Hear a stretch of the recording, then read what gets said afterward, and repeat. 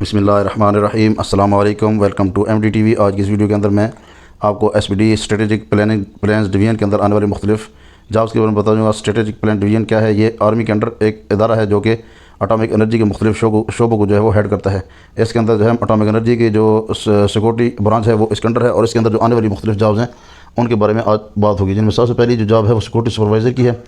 इससे पहले मैं आपको बताता चलूँ कि इन जॉब्स के लिए पूरे पाकिस्तान से जो है वो मर्द व ख़वातीन अप्लाई कर सकते हैं, जिनमें सबसे पहली जो जॉब है सिक्योरिटी सुपरवाइज़र के लिए इसकी रिटायर हवलदार या इसके इक्वलेंस जो है नेवी और एयरफोर्स के जो रिटायर आदमी है वो इसके लिए अप्लाई कर सकते हैं। दूसरे नंबर पर सिक्योरिटी सोल्जर की वैकेंसी है जो कि रिटायर लांस नायक, लांस हवलदार, नायक, लांस नायक और सिपाही वगैरह इसके लिए अप्लाई कर सकते हैं। सिक्योरिटी सुपरवाइज़र 4 की दूसरी वैकेंसी है जिसके लिए रिटायर हवलदार ही अप्लाई कर सकते हैं, और सिक्योरिटी सोल्जर की फिर वैकेंसी है जिसके लिए जो है रिटायर नायक, लांस नायक, सिपाही वगैरह जो है इसके लिए अप्लाई कर सकते हैं। सिक्योरिटी सोल्जर की जो है वो वैकेंसी है जिसके लिए सिक्योरिटी सोल्जर 3 जो है ये इसके लिए सिविलियन अप्लाई कर सकते हैं, जो कि यंग लोग 17 से लेकर 22 साल तक इनकी उम्र हो। ऊपर वाले जो है इनकी एज जो है अपने रिटायरमेंट के हिसाब से होगी, लेकिन जो दूसरे ये सिक्योरिटी सोल्जर जो सिविलियन है इनकी मैक्सिमम एज जो है वो 22 साल होनी चाहिए। मैट्रिक के अंदर कम से कम 50% नंबर होने चाहिए। कद जो है वो कम से कम 5 फुट 6 इंच होना चाहिए, और नज़र का चश्मा इनको नहीं, मतलब कि इनकी नज़र 6/6 होनी चाहिए। ये जो है सिर्फ जॉब जो है वो सिविलियन के लिए है। इसके बाद भी नीचे सिविलियन के लिए जॉब्स हैं। सिक्योरिटी सोल्जर की जो सिविलियन की जो भर्ती आती है वो इसके लिए अप्लाई कर सकते हैं। दूसरा आज के बाद जो है इंस्पेक्टर इंटेलिजेंस 3 की वैकेंसी है, और इंस्पेक्टर इंटेलिजेंस 4 की वैकेंसी है। इनके लिए 3 के लिए रिटायर नायब सूबेदार वगैरह अप्लाई करेंगे, और जो 4 सिक्योरिटी इंटेलिजेंस 4 है इसके लिए रिटायर हवलदार वगैरह अप्लाई कर सकेंगे। और इनके लिए जो 6 साल का जो है वो नायब सूबेदार के लिए और 3 साल का जो है वो हवलदार के लिए एक्सपीरियंस होना ज़रूरी है। इसके बाद असिस्टेंट टेक्निकल ऑफिसर ATO की वैकेंसी है। इलेक्ट्रिकल, इलेक्ट्रॉनिक्स, मैकेनिकल, सिविल, ये जो तमाम जो टेक्नोलॉजीज़ हैं इनके अंदर जो है वो अप्लाई कर सकते हैं। ये तमाम टेक्नोलॉजी वाले इनकी मैक्सिमम उम्र जो है वो 35 साल होनी चाहिए। B.Tech ऑनर वाला जो बंदा होगा जिसने B.Tech ऑनर किया होगा वो 6 साल उसके पास तजर्बा होना चाहिए, और B.Tech पास वाले के पास 9 साल का तजर्बा होना चाहिए ATO के लिए अप्लाई करने के लिए। प्रिंसिपल टेक मतलब PT जो है इसके लिए जो है वो मैक्सिमम और 35 साल हो, B.Tech पास और 7 साल का तजर्बा होना चाहिए। ये SPS 6 के इक्वल होंगे, ये SPS असिस्टेंट टेक्निकल ऑफिसर जो है SPS 7 के इक्वल होंगे। इस तरह जो है ये तमाम के स्केल, और इनके जो पैकेज है वो कम से कम जो है प्रिंसिपल का टेक का जो है वो स्टार्टिंग पे 80,000 होगी, और असिस्टेंट टेक्निकल की 1 लाख प्लस जो है इनकी सैलरी होगी। सीनियर टेक्नीशियन जो है SPS 5 के इक्वल होगा। इनके अंदर इलेक्ट्रिकल, मैकेनिकल, इलेक्ट्रॉनिक मतलब तमाम जो टेक्नोलॉजीज़ हैं ये अप्लाई कर सकते हैं। इनमें सबसे पहले जो रिक्वायरमेंट है वो रिटायर नायब सूबेदार वगैरह इसके लिए अप्लाई कर सकते हैं। आर्मी, एयरफोर्स, नेवी वगैरह से टेक्नीशियन रिटायर जो आदमी है वो इसके लिए अप्लाई कर सकते हैं। दूसरे नंबर पे जो है जो सिविलियन है उनके लिए B.Tech पास हो और 5 साल का तजर्बा हो। सिविलियन की उम्र 35 साल से ज़्यादा ना हो। टेक्नीशियन 1 टेक 1 SPS 4 की इक्वल है, और इसकी जो मुख्तलिफ टेक्नोलॉजीज़ हैं electrical, electronics, mechanical, civil engineering, electrician वगैरह इनके लिए रिटायर हवलदार अप्लाई करेंगे। और उनके लिए क्या है, आर्मी, एयरफोर्स और नेवी के अंदर वो टेक्नीशियन रिटायर हों, और सिविलियन की उम्र 35 साल से ज़्यादा नहीं होनी। इन मतलब कि ये जो दोनों जो वैकेंसीज हैं इनके लिए रिटायर फौजी भी अप्लाई करेंगे और सिविलियन भी अप्लाई कर सकते हैं। रिटायर फौजी के लिए सिर्फ शर्त यह है कि उन्होंने जो है आर्मी से एज ए टेक्नीशियन जो है वो रिटायर हों। सिविलियन के लिए जो शर्त रखी है टेक्नीशियन 1 के लिए उसमें मैट्रिक हो, सेकंड डिवीजन कम से कम 50% मार्क्स लिए हो, और 3 साल का डिप्लोमा किया हो।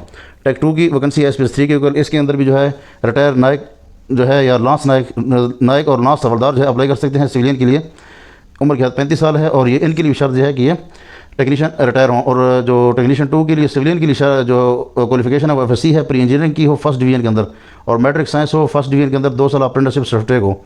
मतलब FSC वाले भी कर सकते हैं और मैट्रिक वाले भी कर सकते हैं, लेकिन 2 साल का अप्रेंटिसशिप सर्टिफिकेट इनके पास होना चाहिए। टेक्नीशियन 3 की वैकेंसी है SPS 2 के ऊपर। SPS 2 के बराबर इनकी जो है जॉब है। इनके अंदर electrical, electronics, mechanical, electrician, vehicle mechanic, pipe fitter वगैरह जो है इसके लिए अप्लाई कर सकते हैं। रिटायर सिपाही और लांस नायक इसके लिए अप्लाई कर सकते हैं। आर्मी, एयरफोर्स, नेवी, MES वगैरह और वापस से टेक्नीशियन रिटायर हों।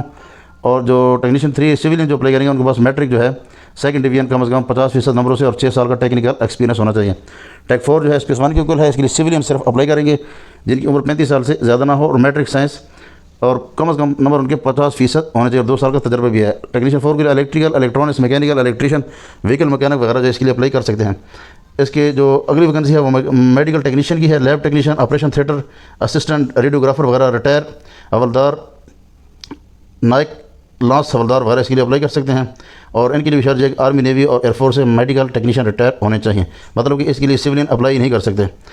इसके बाद जो है टेक्नीशियन जो है वो 1/1 है। डेंटल टेक्नीशियन है, डेंटल फिजियोथेरापिस्ट वगैरह है, इसके लिए रिटायर हवलदार, नायक, लांस हवलदार वगैरह इसके लिए अप्लाई कर सकते हैं। फौजी रिटायर होने चाहिए। और सिविलियन के लिए क्या है कि ये FSC फर्स्ट डिवीजन के अंदर जो है इनकी होनी चाहिए। किसी भी मंजूर शुदा इदारे से जो है डेंटल टेक्नीशियन का कोर्स होना चाहिए।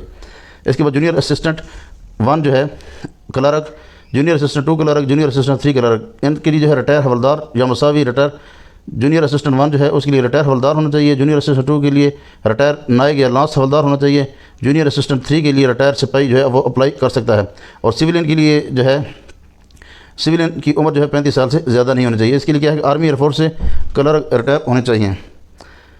और सिविलियन के लिए क्या है कि उनके पास जो है BCom BBA वगैरह का जो है वो डिग्री होनी चाहिए और 4 साल का उनके पास तजर्बा एक्सपीरियंस होना चाहिए। जूनियर एग्जीक्यूटिव 1 जो है लीगल, इसके लिए रिटायर नायब सूबेदार मेजर वगैरह अप्लाई कर सकते हैं। और आर्मी एयरफोर्स और नेवी से क्लर्क रिटायर हों और LLM वगैरह जो है इन्होंने LLM किया। और सिविलियन के लिए भी इसके लिए अप्लाई कर सकते हैं जिनके लिए LLB फर्स्ट डिवीजन के अंदर होना ज़रूरी है और 35 साल से उम्र इनकी ज़्यादा ना हो। जूनियर असिस्टेंट 1 लीगल के लिए रिटायर हवलदार या मुसावी इसके लिए अप्लाई कर सकते हैं। सिविलियन के लिए 35 साल से ज़्यादा ना हो। और जो रिटायर लोग हैं उनके लिए LLB जो है उनको प्रेफर किया जाएगा। ड्राइवर 2 और ड्राइवर 3 की वैकेंसी हैं, इनके लिए रिटायर हवलदार, लांस नायक वगैरह जो है सिपाही वगैरह अप्लाई कर सकते हैं और सिविलियन भी इसके लिए अप्लाई कर सकते हैं। और जो सिविलियन उनके पास मैट्रिक और LTV और HTV का ड्राइविंग लाइसेंस और 3 साल का तजर्बा होना चाहिए। फायरमैन की वैकेंसी है, इसके लिए सिविलियन अप्लाई करेंगे। इनके पास मैट्रिक जो है वो 60% से कम जो है उनके पास फर्स्ट डिवीजन मैट्रिक के अंदर होनी चाहिए। कोक 1 और कोक 2 की वैकेंसी है, मेस के अंदर इनकी जो है जॉब होगी। रिटायर हवलदार, नायक और सिपाही वगैरह इसके लिए अप्लाई कर सकते हैं।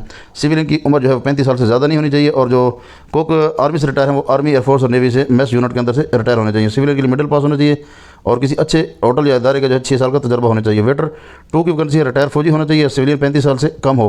रिटायर फौजी के लिए आर्मी एयरफोर्स वगैरह से जो है मेस वेटर के तौर पर रिटायर हो और सिविलियन मिडिल पास हो और किसी अच्छे इदारे या होटल वगैरह का 6 साल का तजर्बा होना चाहिए। माली 2 की वैकेंसी है, सिविलियन जो है वो कि 35 साल से उम्र ज़्यादा ना हो, मिडिल पास होना चाहिए, 5 साल का माली का तजर्बा होना चाहिए। अटेंडेंट 2 है, प्लम्बर, इलेक्ट्रीशियन, कारपेंटर वगैरह इसकी वैकेंसी है। सिविलियन इसके लिए अप्लाई कर सकते हैं। मिडल इनकी तालीम होनी चाहिए और 2 साल का तजर्बा होना चाहिए। सेंट्री अटेंडेंट जो है रिटायर सेंट्री वर्कर होना चाहिए। आर्मी एयरफोर्स नेवी वगैरह से या सिविलियन 35 साल से कम होना चाहिए। सिविलियन की सेंट्री वर्कर को 2 साल का एक्सपीरियंस होना चाहिए। इन तमाम जॉब्स के लिए अप्लाई जिसको जॉब के लिए आप क्वालिफाइड हैं उसको अप्लाई करने के लिए आपने वेबसाइट www.paknokri.com के ऊपर जाके अपने तमाम जो डॉक्यूमेंट्स वगैरह हैं, ID कार्ड है, अपनी जो एजुकेशन सर्टिफिकेट्स वगैरह हैं, एक्सपीरियंस सर्टिफिकेट्स वगैरह जो है उनको आपने स्कैन करा के वहाँ पे उसके ऊपर आपने अपलोड कर देना है। इसके साथ आपने अगर किसी सरकारी जो है वो इदारे के अंदर जॉब कर रहे हैं तो आपको वहाँ से NOC लेना होगा और जो आपका टेस्ट इंटरव्यू है उस दिन आपने NOC साथ लेके जाना होगा। और ये जो इसके अलावा आप जो है PO बॉक्स नंबर 758 के ऊपर अपने तमाम रावलपिंडी के अंदर अपने तमाम जो डॉक्यूमेंट्स वगैरह हैं ये उधर भी भेज सकते हैं या अपने ये जो वेबसाइट है इसके ऊपर भी आप अपलोड कर सकते हैं। उम्मीद करता हूँ आपको आज की वीडियो पसंद ही होगी और आपको इन तमाम जो वैकेंसीज हैं इनकी इन्फॉर्मेशन मिल गई होगी। तो आपसे यही गुजारिश है आप हमारे चैनल को सब्सक्राइब कर दें, बेल आइकन को दबा दें और इस वीडियो को शेयर कर दें। आपका बहुत बहुत शुक्रिया।